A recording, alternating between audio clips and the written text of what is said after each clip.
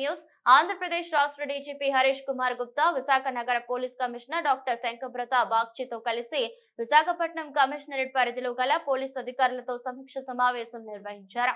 ఈ రోజు సాయంత్రం నగర పోలీస్ కాన్ఫరెన్స్ హాల్ నందు నిర్వహించిన ఈ సమీక్ష సమావేశంలో సిపి డీజీపీకి నగర కమిషనరేట్ పరిధిలో చేపడుతున్న పోలీస్ విధానాన్ని, లా అండ్ ఆర్డర్, క్రైమ్ ట్రాఫిక్ విభాగాల పనితీరులని వాటి గణాంకాలతో పాటుగా పీపీటీ ద్వారా వివరించారు. ఈ సందర్భంగా మాట్లాడుతూ ముందుగా నగర పోలీస్ కమిషనరేట్ పనితీరును అభినందించారు. అనంతరం నగరంలో ముఖ్యంగా పోలీసింగ్ మరింత సమర్థవంతంగా నిర్వహించాలని, పోలీస్ శాఖ మంచి ఇన్ఫ్రాస్ట్రక్చర్ కలిగి ఉండాలని సూచించారు. విశాఖ నగరంలో క్రైమ్ పెరిగితే ఉపేక్షించేది లేదని, డ్రగ్స్, ఇతర మాదక ద్రవ్యాల రవాణా వినియోగంపై ఉక్కుపాదం మోపాలని, నగరంలో రౌడీజంనకు తావు లేకుండా చూడాలని డీజీపీ ఆదేశించారు.